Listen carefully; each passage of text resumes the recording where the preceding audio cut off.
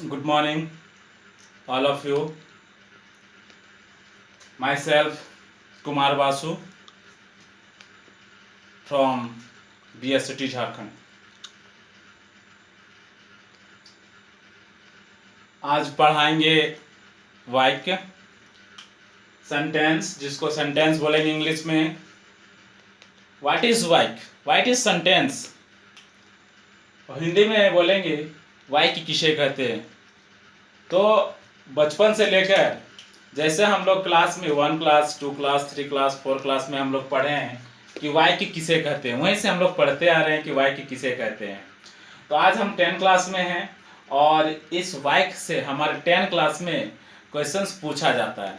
तो इसी कारण ध्यान से समझें, जहाँ पर समझ ना आए उससे पूछे. ठीक है.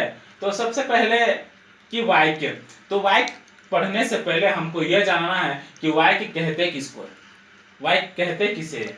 तो जिस शब्द से वक्ता अपने भाव को पूर्ण रूप से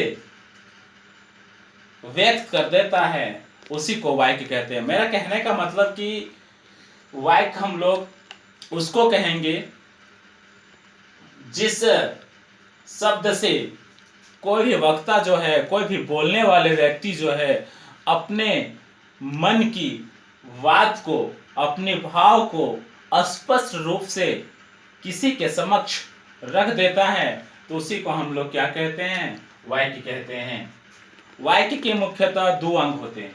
वाक्य के कितने अंग होते हैं? 2 अंग. एक को उद्देश्य बोलते हैं और दूसरा को विधेय बोलते हैं. अब सबसे पहले हमको जानना है कि उद्देश्य है क्या. जो हमने यहाँ लिखा हुआ उद्देश्य, तो उद्देश्य कहते किसको है? तो जिसके बारे में कुछ कहा गया हो उसी को हम लोग उद्देश्य कहेंगे. जैसे अभी हम पढ़ा रहे हैं, ठीक है ना, आप लोग कमेंट्स कीजिएगा मेरे बारे में, तो हम क्या होंगे, उद्देश्य होंगे. और विधेय हम लोग उसको कहेंगे कि उद्देश्य के विषय में जो कुछ कहा जाता है उसी को हम लोग विधेय कहते हैं. जैसे हम बोलेंगे कि आप जो है बदमाश बच्चे हैं या आप जो है अच्छे बच्चे हैं. जैसे आप हो गया उद्देश्य, और आपके बारे में हम कुछ बोल रहे हैं, क्या बोल रहे हैं कि अच्छे बच्चे हैं, वो हो गया विधेय.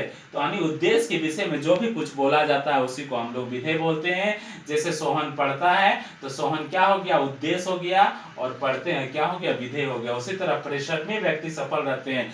तो परिश्रम, मेहनती, लेबोरियस व्यक्ति जो होते हैं वो सफल होते हैं. परिश्रमी क्या हो गए, विधेय, उद्देश्य हो गया, और जो व्यक्ति सफल है वह क्या हो गया.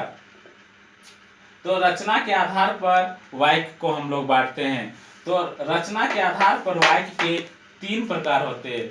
रचना की दृष्टि से अगर हम लोग देखेंगे, बनावट से देखेंगे, तो वाक्य के कितने भाग होते हैं, 3 भाग होते हैं.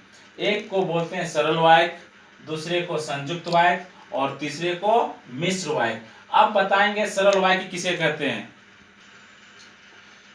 सरल वाक्य का डिफिनेशन है कि सरल वाक्य जिस वाक्य में उद्देश्य और एक विधेय पाया जाए उसी को हम लोग क्या बोलते हैं, सरल वाक्य कहते हैं. मेरा कहने का मतलब ये कि जिस वाक्य में क्या होना चाहिए, एक उद्देश्य होना चाहिए और एक विधेय होता है, उसी को हम लोग क्या बोलेंगे, सरल वाक्य. जैसे एग्जाम्पल दिए, पानी बरस रहा है, ठीक है, इसमें उद्देश्य कौन हो गया, पानी, और विधेय कौन हो गया, बरस रहा है. दूसरा में सैनिक देश की रक्षा कर रहे हैं. कौन देश का रक्षा कर रहा है, किसके बारे में बोला जा रहा है, यानी सैनिक के बारे में बोला जा रहा है. तो अभी हम बताएं कि जिसके बारे में कुछ बोला जाता है, ठीक है ना, यानी जिसके बारे में उसको विधेय बोलते हैं. तो देश यानी सैनिक के बारे में उद्देश्य, ठीक है ना, जिसके बारे में बोला जाए उसको उद्देश्य, और उद्देश्य के बारे में जो बोला जाता है उसी को हम लोग विधेय बोलते हैं. तो सैनिक और देश की रक्षा करते हैं. नेक्स्ट है संयुक्त वाक्य.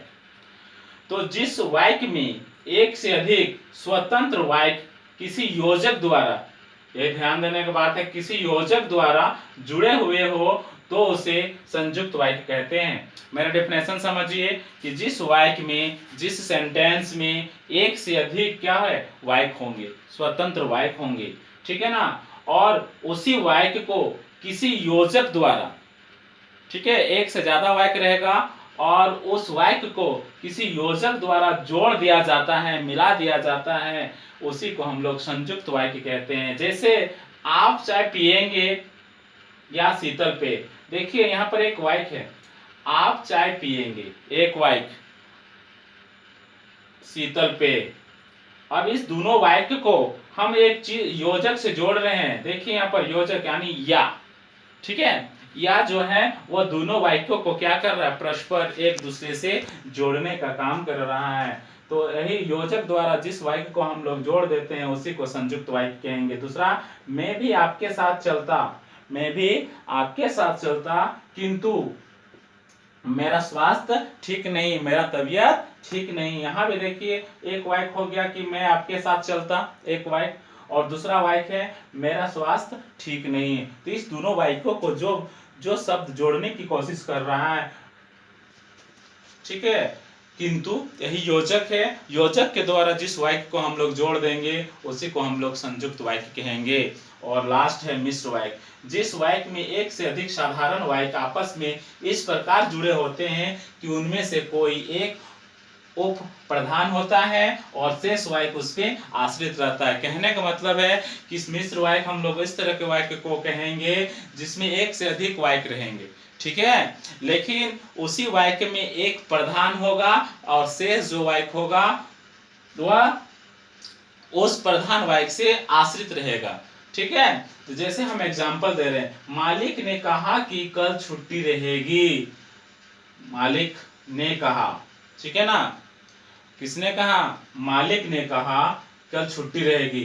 देखिए यहाँ पर यह आश्रित है कि मालिक पर आश्रित है कि मालिक ने बोला, नहीं बोलता तो कोई दिक्कत नहीं, तो मालिकों ने कहा कि कल क्या है, छुट्टी है। और दूसरा, जो छात्र परिश्रमी होते हैं वह सभी को अच्छा लगते हैं। तो ये जो हो गया, जो छात्र परिश्रमी होते हैं, ये क्या है, प्रधान वाक्य है। और ये जो आश्रित है कि सभी लोग अच्छे रहते, सभी को अच्छे लगते, ये इस वाक्य के साथ क्या है, आश्रित है, इसी के रूप में आश्रित है, इसके आधार पर है। तो यही था हमारा वाक्य। वाक्य समझ गए, सरल वाक्य हम लोग उसमें कहेंगे जिसमें एक विधेय होना चाहिए और एक उद्देश्य होना चाहिए। संयुक्त वाक्य में क्या होता है कि योजक के द्वारा जुड़ा रहेगा, और मिश्र वाक्य में क्या रहेगा, एक प्रधान वाक्य रहेगा, बाद बाकी सभी उसी के साथ क्या रहते हैं, उसी के शेष वाक्यों के साथ आश्रित रहते हैं। इस तरह से वाक्य खत्म हो गया, ठीक है, आपको समझ में आ गया होगा, मेरा आशा होगा कि आप लोग सब समझ गए होंगे, ठीक है ना। जिसको जहाँ पर नहीं समझ में आया होगा वो आप लोग कमेंट्स करके हमें बता दीजिएगा, ठीक है।